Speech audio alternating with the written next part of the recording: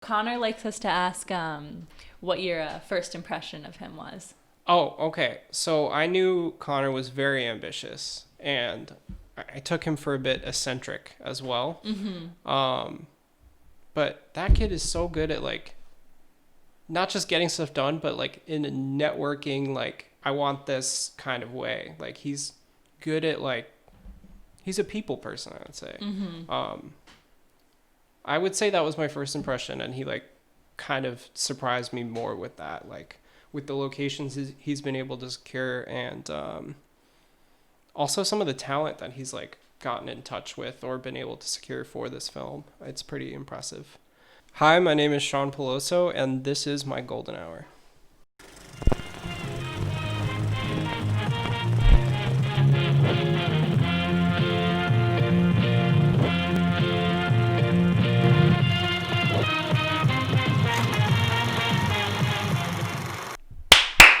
And the double clap signifies another start of another episode of GDP, the Director's Cut. And who do we have on the podcast today? My name is Sean Peloso. I am technically the gaffer for... Doesn't have a name yet. It does not have a name yet. We're just calling it the GDP movie. The GDP or the movie coming soon. Yeah, exactly. Great. And what do you do as a gaffer on set, Sean? Gaffers generally deal with the lighting, but I'm just out of school, so I don't have my light kit. But luckily, our DP Frank has an awesome Astera tube light kit. Maybe I'm being too nerdy already, but no, we I like really enjoy it. What is working a stereotube light kit? He has really cool LED lights that I found really fun working with. That they just work wirelessly, so you can program the color and the intensity from your phone. Wow, Yeah, that's really cool. it's pretty dope. Yeah. Dang, I It's kind the of want most fun some. I've had as a gaffer, I have to say. Yeah. And what do you do with the lights and the different LED settings and stuff like that? The gaffer on any set just communicates with the DP, which in this case is Frank, and figures out what the lighting scheme should be for the scene and how we're going to convey the space and sometimes even like emotional qualities or visual qualities of the film through light. So, yeah. And how did you get involved in the project? I met Conor on a music video I shot probably about 2 months ago with my friend Damien, and he was just like, "Hey, you know about lighting? Wanna join me on this project?" And I was like, "Yeah." Wow. Sure. What was the music video for? A couple local artists. I don't know if I'm allowed to talk about it because I don't know if it's been released No, yet. that's all good. Yeah, maybe I shouldn't say who the rappers were. A secret project. Yeah, they're pretty cool dudes, local Boston rappers. That is very cool. That makes a lot of sense. So you Yeah. met Conor on set there? Yeah. And what were you doing on, if you're allowed to say? I was gaffing there as well.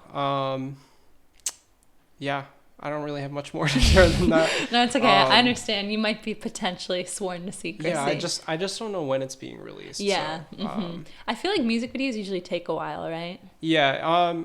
I mean, I was shooting with my friend Damien, and he's pretty quick about pumping things out, so it'll probably be out soon. But yeah, usually people keep things under wraps. That first astounded Pun me intended. when I first thank you. When I started working and learning about film and stuff, that stuff takes so long to come out.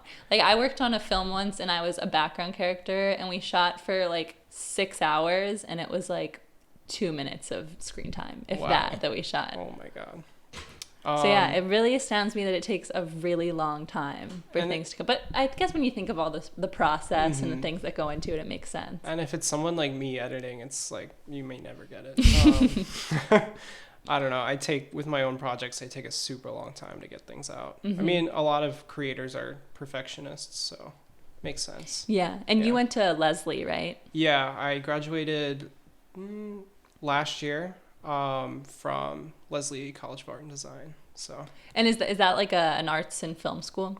I think their background is mostly in psychology and education. Oh, but wow. The year before I went to college, they bought Art Institute of Boston and then built a whole new school and whole new program. So I think the Art Institute used to be in Boston in an old firehouse, and they moved to Cambridge and built this big beautiful concrete building, and it's attached to a church. That's really cool. That's cool that it used to be in a firehouse. Yeah, it is pretty cool. And I don't know, the cool thing about that school was they were kind of still building the program when I went there, so I got to do things I wouldn't have been able to do if I went to like a more finished, I guess, film program. Mm-hmm. Yeah. And what first drew you to film? When did you start becoming interested in it? So when I was a little kid, my parents got me really into James Bond, and I wanted to be a secret agent for the longest time. And then one year they bought me I was actually just telling Conor about this, the DVD for James Bond 007 Die Another Day.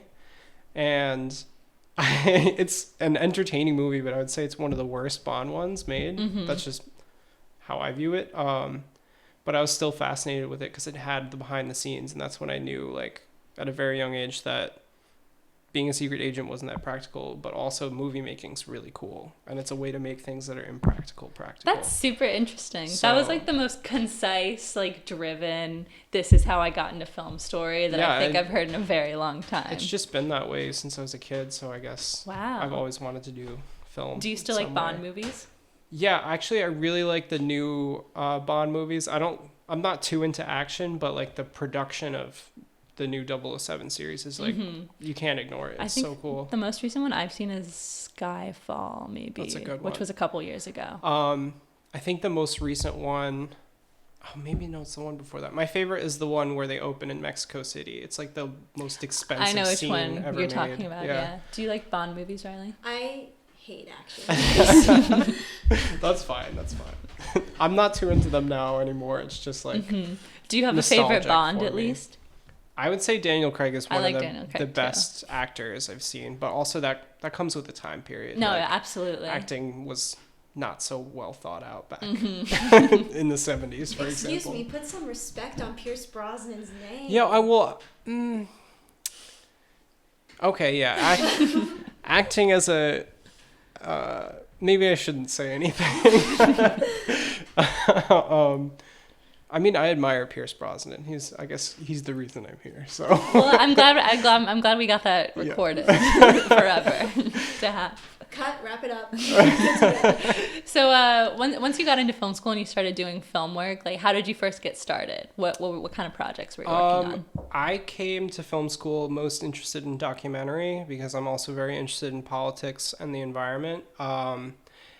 But since Leslie is in art school, I kind of threw all that out the window and got really interested in like the medium itself and the various ways you can express it. So I started just pursuing narrative, and then that kind of led into me eventually in school and after I graduated to work on music videos, which I think is really fun. You have more creative room.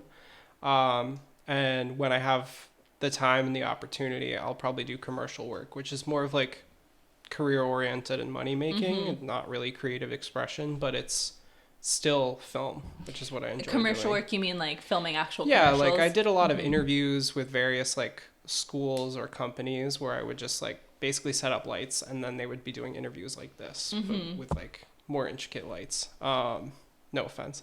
How dare you? Sorry. But yeah, it would just be like a one and done thing, and then we move stuff for another location. And do you have a passion for lighting, or are you more interested in working in other fields? I'm kind of all over the place. I'll like enter phases where I want to gaff. Usually there's more opportunities for gaffing creatively and financially. But I also really enjoy directing. And doing camera. I don't know, I'll do a bunch of things. I'm scoring a short film right now. Oh wow, so you work in audio too? Yeah, I'm dabbling. I don't know too much about music theory. I forgot a lot of it because I used to play an instrument in high school, and it just erased from my brain. What instrument did you used to play? Oh god. Oh, we're talking about this. It's probably the most embarrassing instrument to play in high school. I played the oboe. I was gonna ask clarinet when you were nervous about it. Yeah. Well, I started on clarinet, which a lot of people play clarinet. You hear it often, but whenever you say oboe, everyone's like, "What is that?" Oboe's good for like big band stuff. Yeah, that's a key part of an orchestra. Just to mask the noise of it. Yeah. So with lighting and with oboe, you like doing like the backbone type work in your work? Basically, well, sometimes I like to be front and center too. I mean, in school we did like a TV program where I acted, but I don't know, like I told you before this interview, I kind of black out and just keep talking when I'm on camera. So I don't know, I like being all over the place. I think my passion right now mostly lies in like doing my own short narrative work, but I always like doing creative work on the side and even commercial work too. Is that where you hope to go from here eventually? Do you want to do your own sort of oh yeah, I making would your love own if projects and somebody stuff? like handed me a budget and Yeah. let me do what I want, but that's like probably pretty rare. So yeah. So what has your work on this project been like so far? It's been pretty fun, pretty nonchalant, I guess.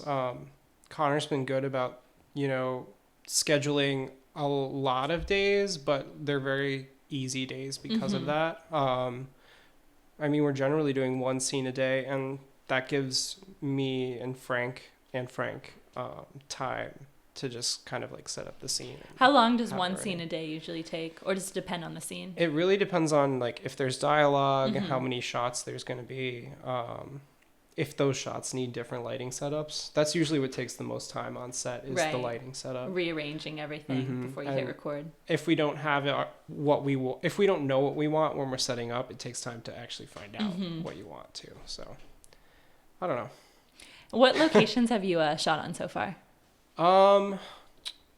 For this production, I don't even know the answer to that. I think we've done 6 shooting days now. Oh wow! And so you've been involved in a lot of them. Yeah. Yeah, I was there for every shoot so far, I believe. Wow. Unless they hid anything from me. But yeah. So you've had a bunch of different experiences then. Yeah, with this production so far, it's been a good time.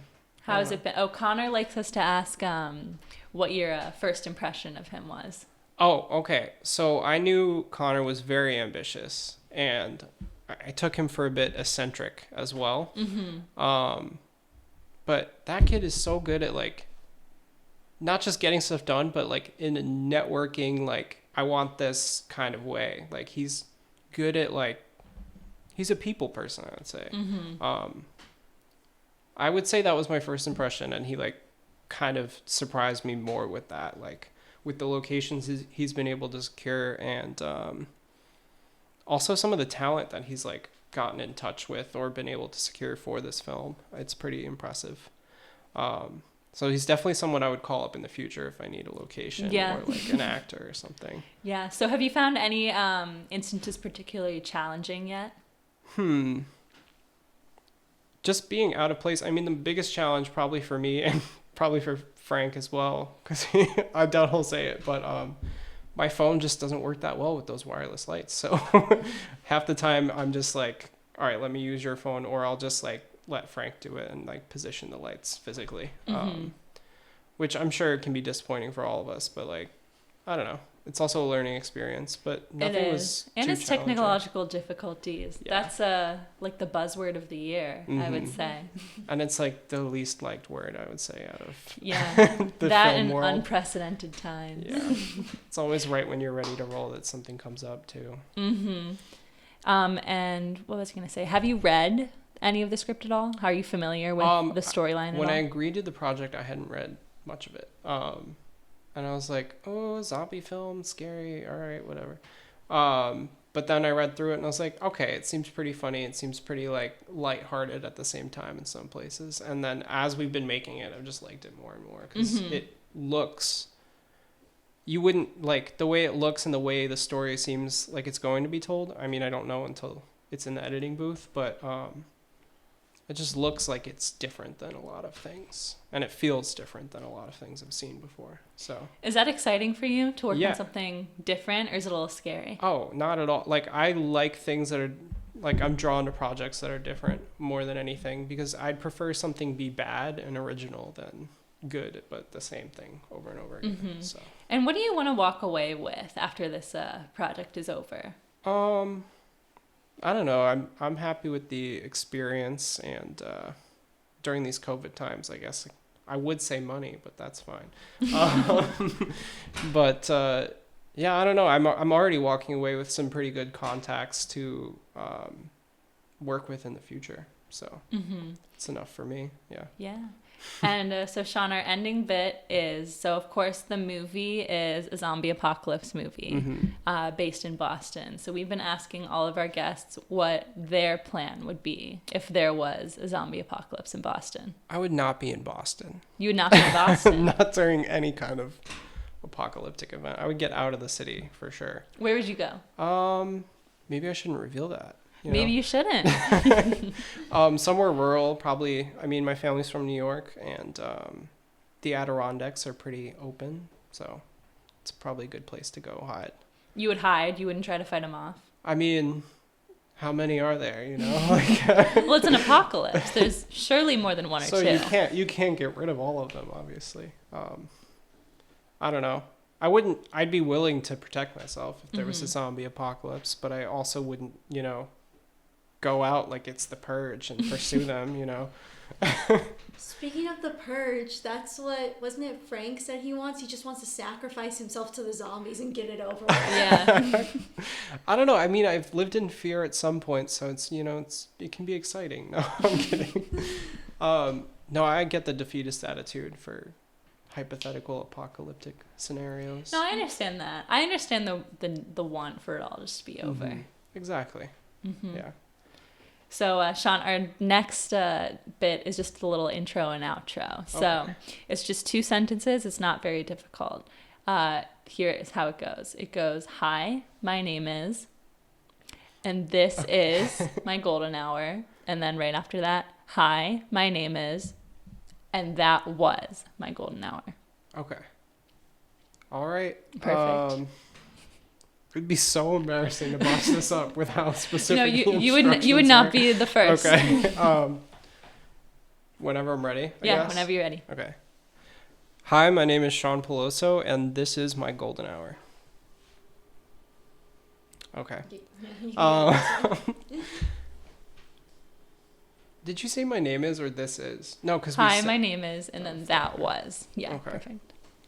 Hi, my name is Sean Peloso, and that was my golden hour. Perfect. You nailed it, Sean. Great. Wonderful.